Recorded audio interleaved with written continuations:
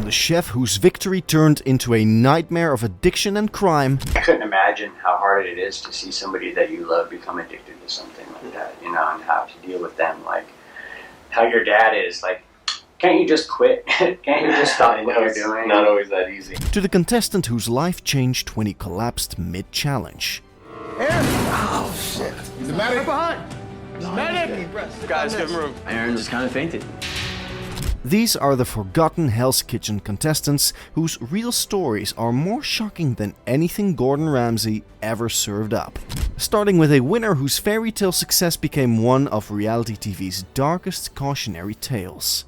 Michael Ray's Hell's Kitchen story started like every chef's dream. Back in 2005, he walked into Gordon Ramsay's brand new American kitchen as just another hopeful cook with big dreams. But Michael had something special. He could stay calm when everyone else was falling apart under Ramsay's brutal pressure. Michael, he hadn't said anything to any of his team. Then all of a sudden he just put his head down and he turned around to them and said, "You guys cook like old people fuck." And I thought, my God, that came out of the blue. While other contestants cracked and crumbled, Michael kept his cool. He wasn't the loudest guy in the kitchen, but he was steady. Week after week, he dodged elimination until he found himself in the finale, facing off against Ralph Pagano. When the smoke cleared, Michael Ray became the very first American winner of Hell's Kitchen. His prize seemed perfect, a chance to work directly under Gordon Ramsay at one of his fancy London restaurants. But then Michael shocked everyone and said yes. Is that a yes or a no?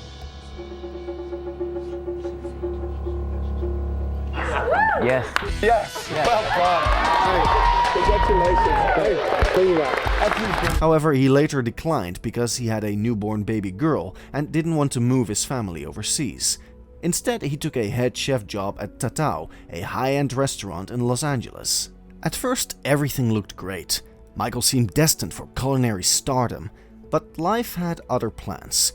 Not long after the show ended, Michael suffered a terrible back injury that left him in constant pain. Doctors gave him prescription painkillers, and that's where everything went wrong. The pain pills became an addiction. The addiction cost him his job, then his marriage, then his home. I couldn't imagine how hard it is to see somebody that you love become addicted to something like that, you know, and have to deal with them. Like how your dad is, like, can't you just quit? Can't you just stop what you're doing? Not always that easy. But the story gets even darker. Desperate for drugs and completely broke, Michael did the unthinkable. He grabbed an axe and broke into a pharmacy. The same calm, collected chef who once impressed Gordon Ramsay was now a criminal. Realizing he'd hit rock bottom, Michael turned himself into police and went to jail. As if losing everything wasn't enough, Michael also faced the heartbreak of losing his baby daughter. A tragedy that pushed him even deeper into depression and addiction. For years, Michael lived on the streets of Los Angeles. He slept in his car when he had one, or crashed on friends' couches when he didn't. Sometimes he'd pick up cooking gigs, but addiction kept pulling him back down.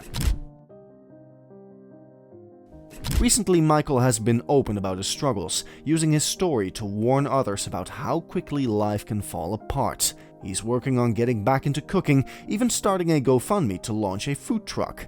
His dream now is about cooking for his community and staying clean. But if you thought turning down Ramsay's offer was surprising, wait until you meet the winner who discovered her dream job was nothing like she expected. Ariel Malone walked into Hell's Kitchen season 15 ready to prove herself. She was just a line cook from New Jersey before the show, talented but not famous. From day one, she stood out as confident and tough, never afraid to speak up even when Gordon Ramsay was yelling at her. Right from the very beginning, let's be honest, you were never shy. Your creativity and your attention to detail has been second to none. Season 15 was brutal, packed with big personalities and non-stop drama. But Ariel thrived in the chaos. She had her share of fights with other contestants. She never backed down from arguments, but she could back up her attitude with real skill. When it mattered, she led her team and avoided the meltdowns that sent other chefs home. By the finale, Ariel had proven she could run a kitchen like a boss. She beat Kristen Barone in an intense final dinner service and won the whole thing along with the grand prize, head chef at BLT Steak in Las Vegas with a $2,500,000 salary. It seemed like the perfect ending. Ladies and gentlemen, let's hear it for Hell's Kitchen winner, Ariel!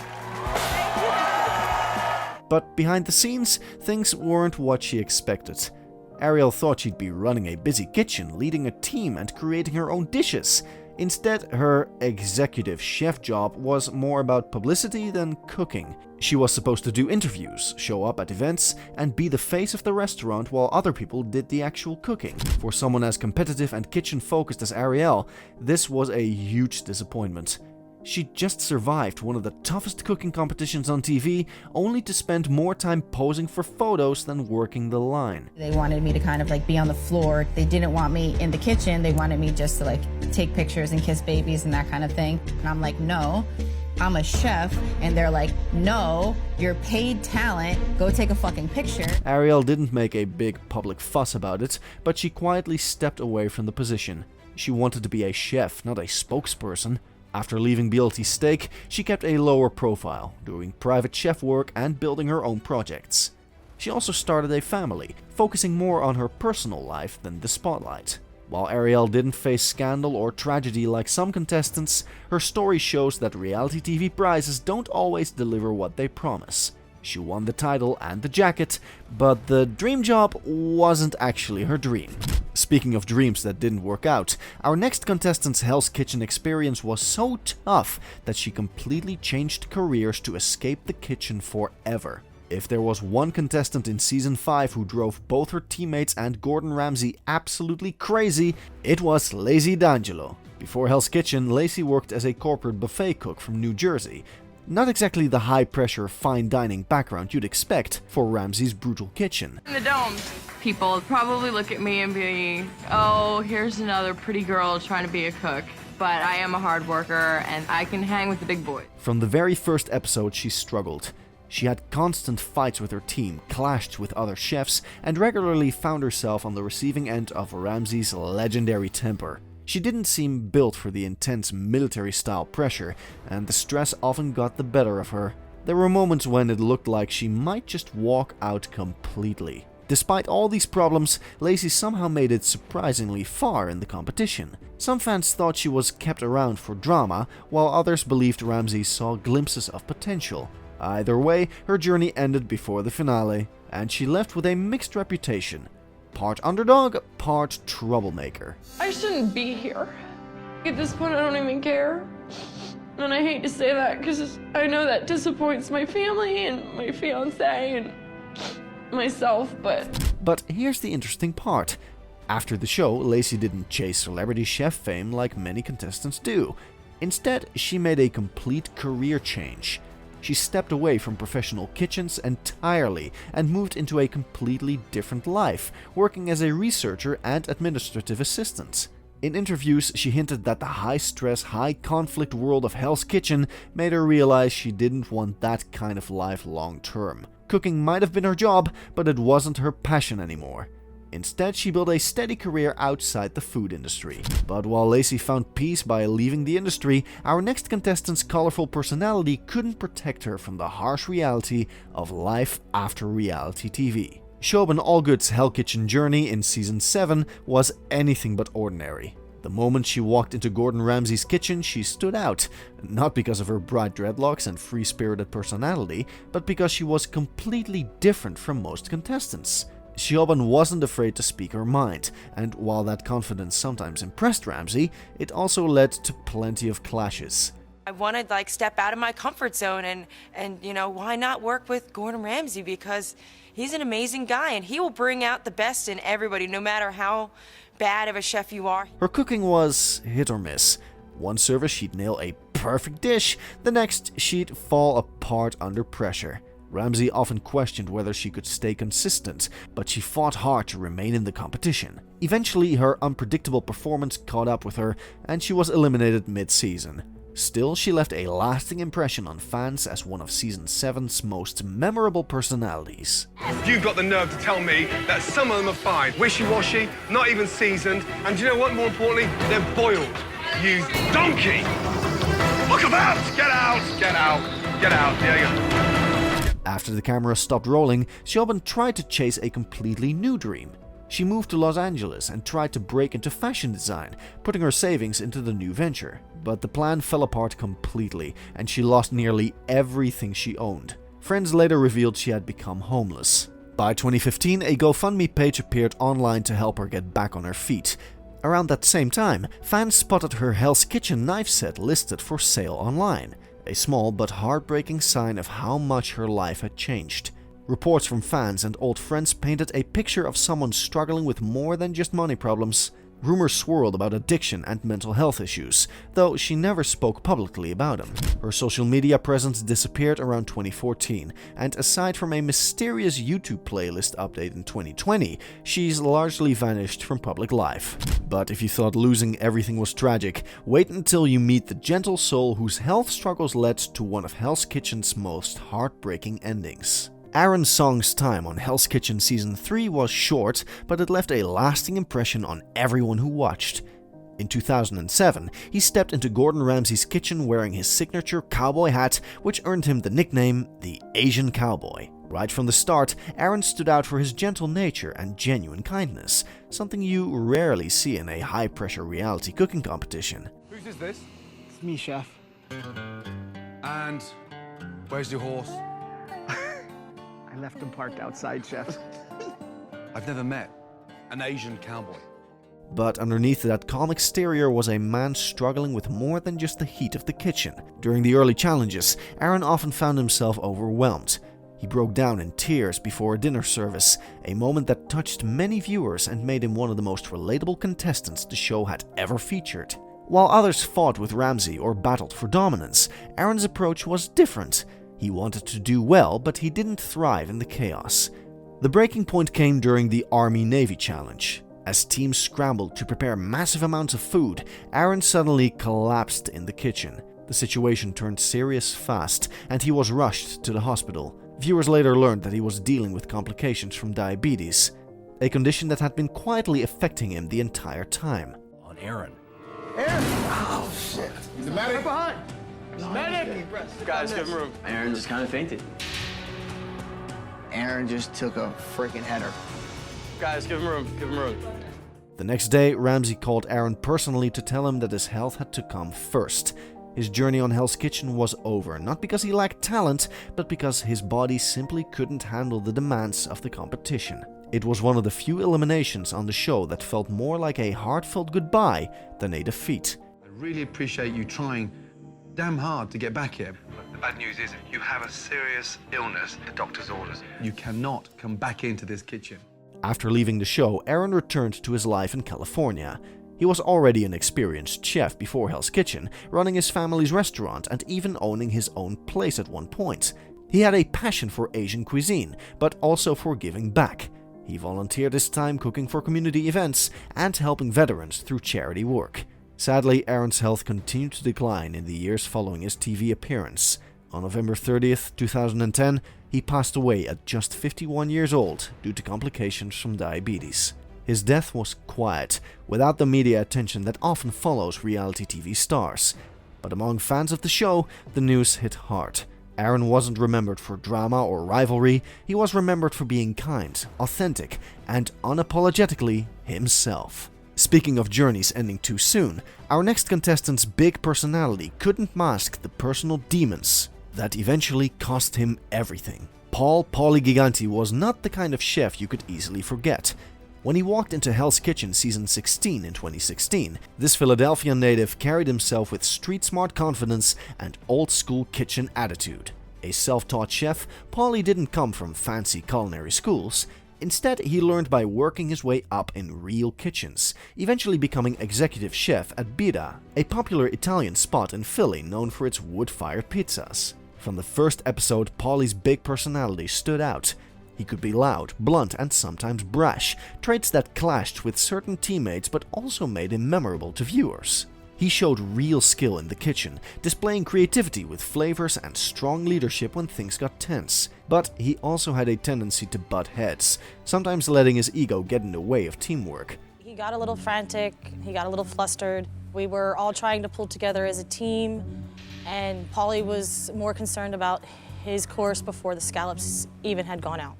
Paulie made it far into the competition, surviving elimination after elimination despite setbacks and arguments. In the end, he was knocked out just before the finale, landing in 4th place. While he didn't win the title, his long run gave him national exposure, and it looked like he was riding that momentum well. But not tonight.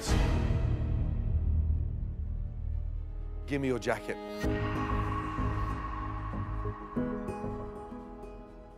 Thank you for the opportunity, Chef.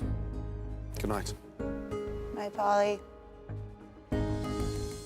Back in Philadelphia, Paulie returned to Bira, where he remained a well-known figure in the local food scene. He had loyal customers and a reputation for being as fiery in the kitchen as he was on TV. But behind the scenes, Paulie was fighting battles of his own. Friends and colleagues later hinted that he had been struggling with personal issues, including substance abuse, in the years after his TV appearance. Those struggles came to a tragic end on April 20th, 2017, when Paulie was found dead in his home at just 36 years old. The Philadelphia Medical Examiner's Office later confirmed the cause as an accidental drug overdose. The news stunned fans and devastated the local culinary community. Just days before his death, Paulie had given interviews, talking enthusiastically about his future plans. There was no public sign that the end was so near. His death raised difficult questions about the pressures of the restaurant industry. The long hours, high stress, and too common reliance on drugs or alcohol to cope. For Paulie, the combination of a demanding career and sudden reality TV fame may have made those pressures even worse. While Paul's story shocked fans with his death, our next success story proves that sometimes losing Hell's Kitchen can be the best thing that ever happened to you. John Scallion's Hell's Kitchen journey in season 11 was the kind of steady rise that makes for great television. When the season kicked off in 2013, John wasn't the loudest chef in the room or the most dramatic. Compared to some of his hot-headed teammates, he seemed almost quiet.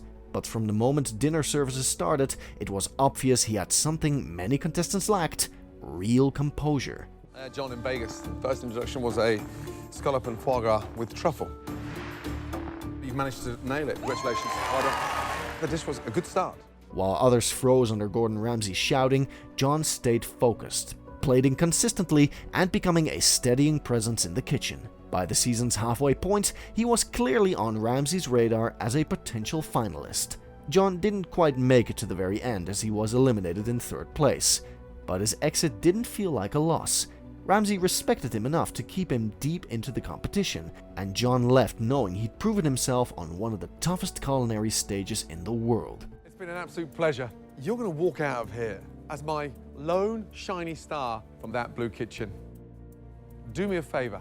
Stay in touch. I will. Because there's always something around the corner. And you know what? Keep the jacket. Thank you, Chef. You've earned it. Well done, John.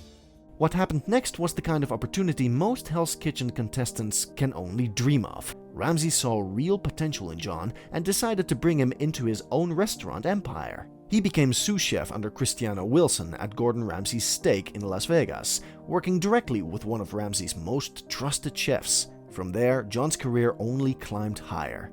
He stayed within Gordon Ramsay's North America operations, moving up to become an executive chef, a role that put him in charge of running high-end, high-pressure kitchens for one of the most famous chefs on the planet. Unlike many reality TV chefs who fade from the industry, John made himself indispensable behind the scenes. His rise is especially impressive when you consider how hard it is to stay in Ramsay's inner circle. Ramsay demands loyalty, perfection, and relentless work ethic. John proved he could deliver all three, day after day, without burning out or letting get his ego in the way. Today, John is living proof that you don't have to win Hell's Kitchen to win in real life. But if John's story shows how losing can lead to winning, our next contestant's story reminds us that even beloved personalities can face tragedy when we least expect it. Keith K. Grease Green walked into Hell's Kitchen Season 2 with swagger, humor, and a bold personality that immediately lit up Gordon Ramsay's tough kitchen. A chef and bartender from Southampton, New York,